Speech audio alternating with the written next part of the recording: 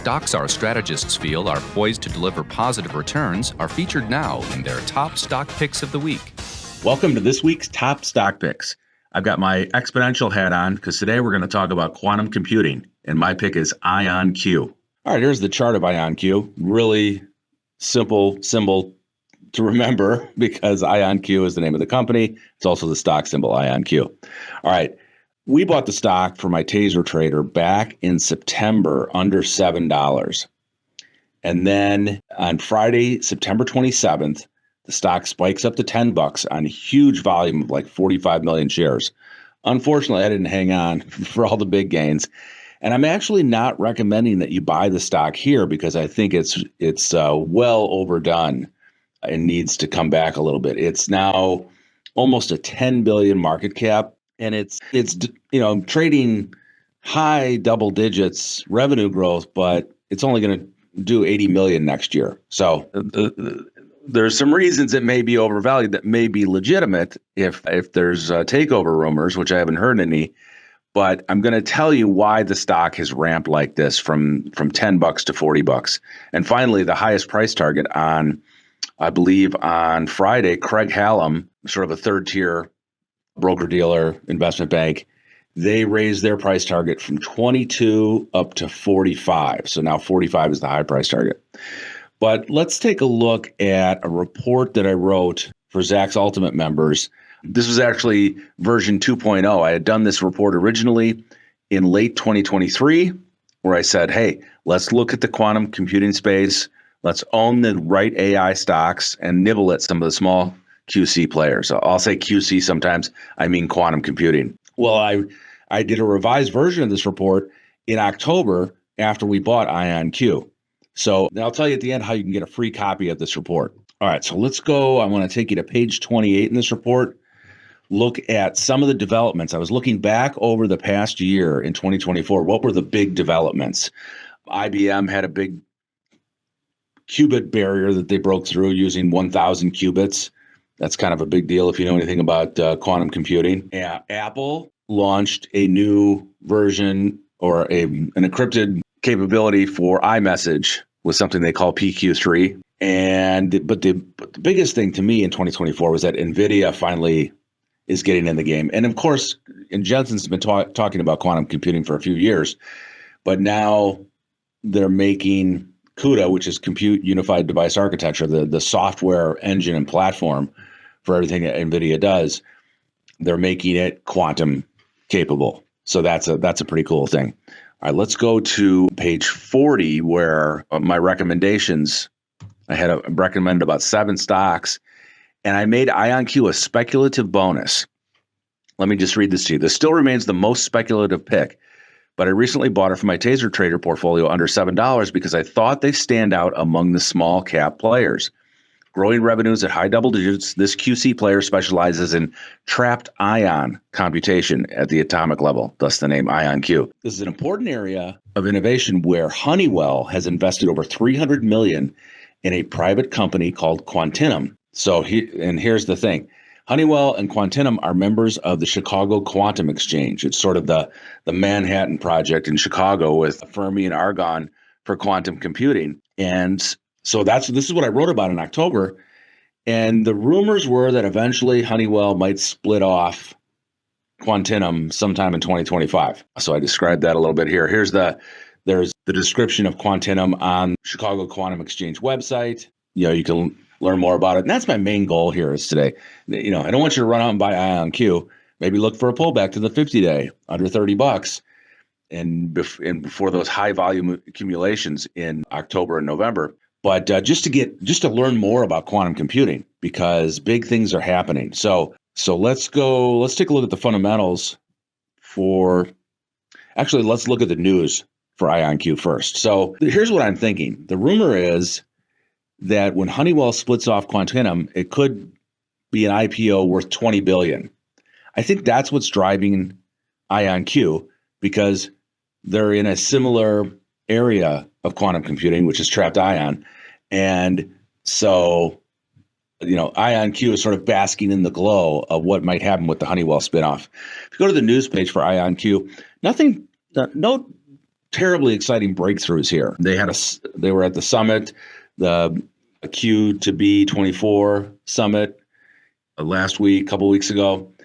They unveiled their first quantum computer in Europe.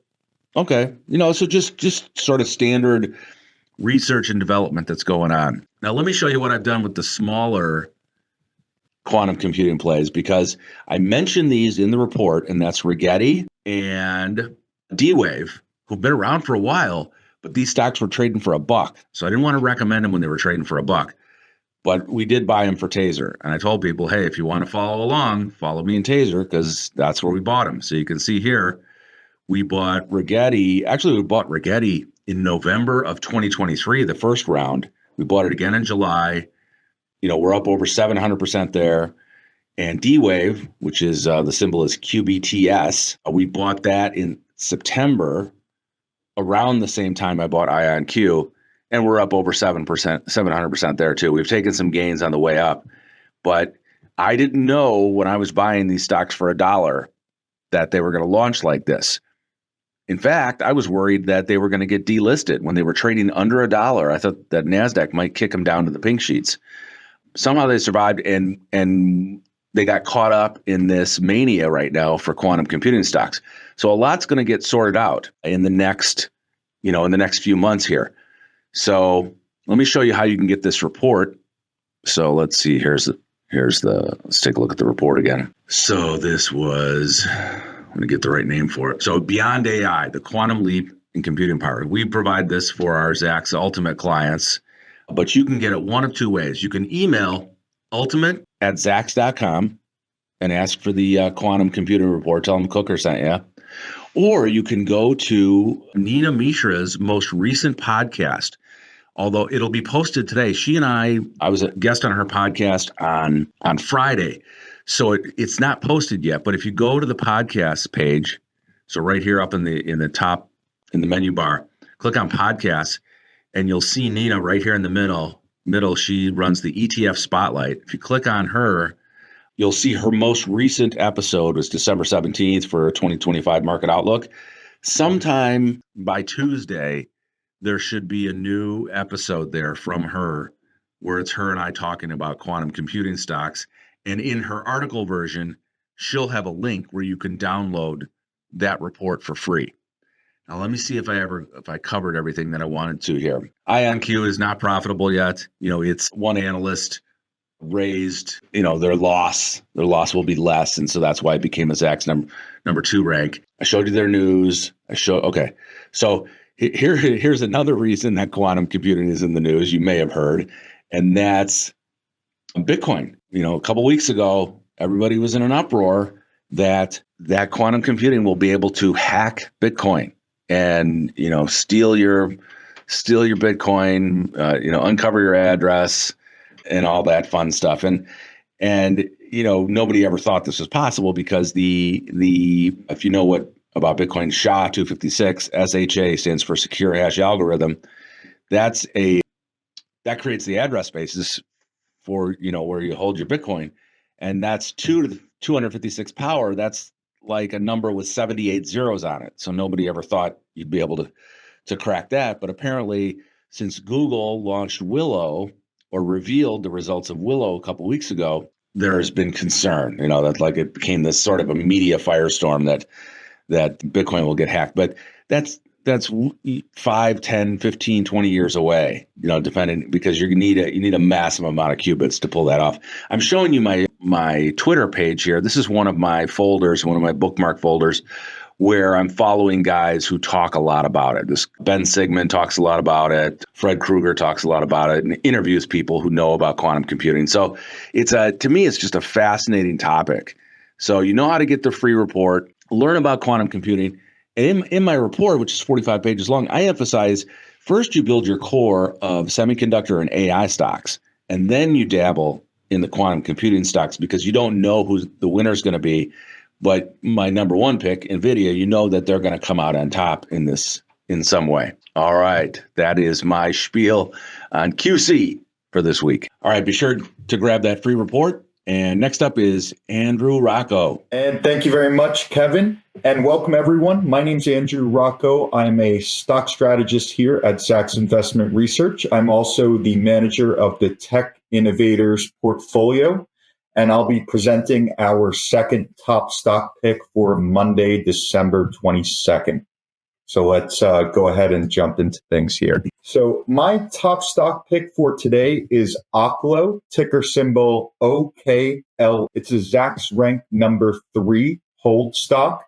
And Oklo is a technology company that develops and manufactures high-performance micronuclear reactors to offer clean, efficient, and flexible energy options. So they offer nuclear energy, but it's a very, very small reactor, not your traditional nuclear reactor. And there's some benefits to that, which we'll discuss later. But the company's name is derived from Oklo, which is a region in Africa, actually, where self-sustaining nuclear fission reactions occurred approximately 1.7 billion years ago. So interesting how they came up with the name. And Oklo reactors are equipped with enhanced fission technology, whereby the energy is produced either with nuclear fuels or with recycled nuclear waste and emit no carbon dioxide to the atmosphere.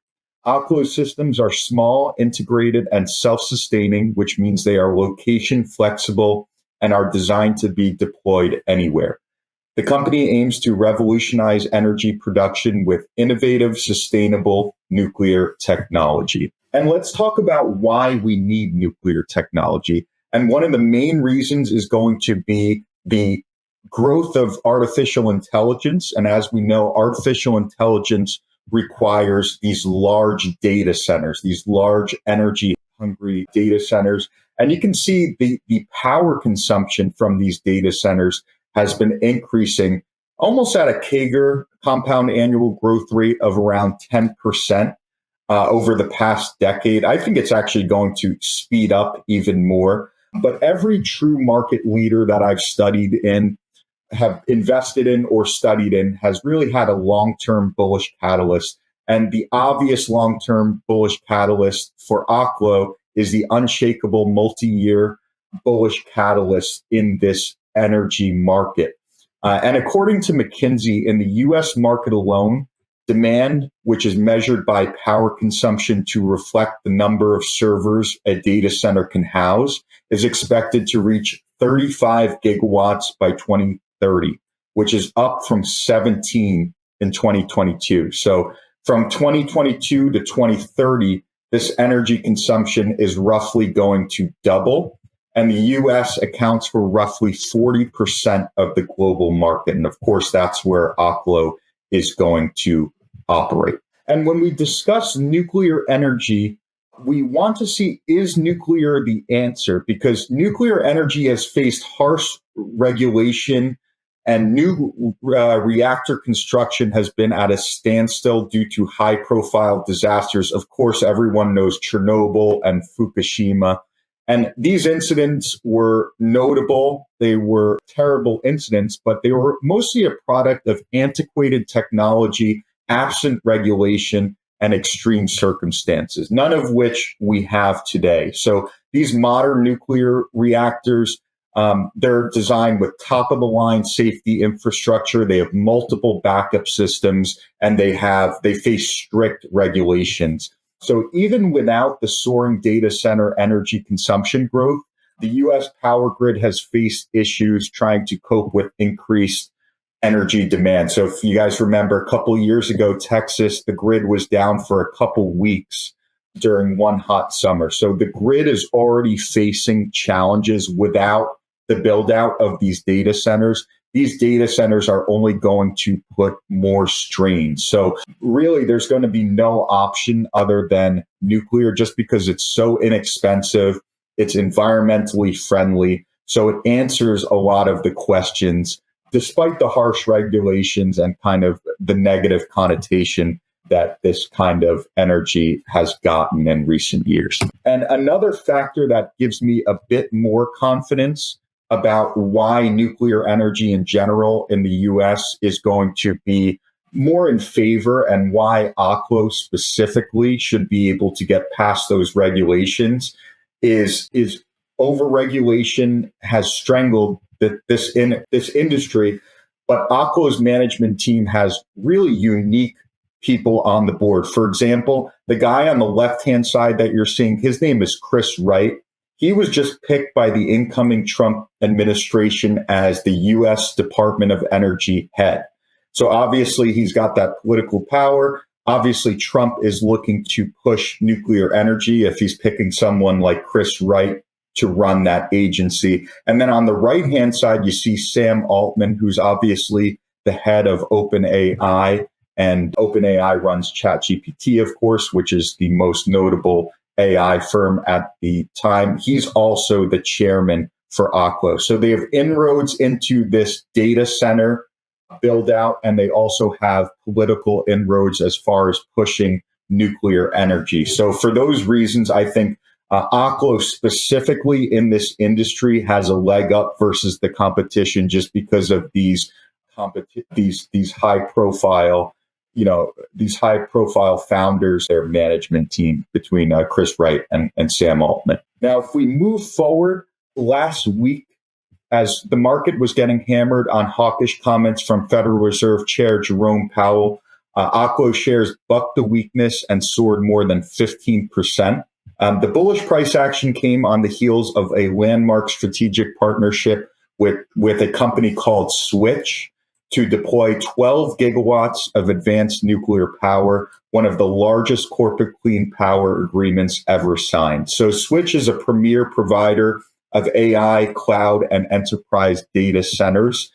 This milestone agreement demonstrates a shared commitment to advancing sustainable energy solutions, supporting data center energy growth, and driving industry-wide decarbonization. So Oklo's Aurora powerhouse, which is what you're seeing on your screen, that's kind of a rendering of what it will look like. This will provide reliable, clean energy for Switch's cutting-edge AI, cloud, and enterprise data infrastructure. So massive deal. It's a long-term deal, which they won't see the fruits of right away.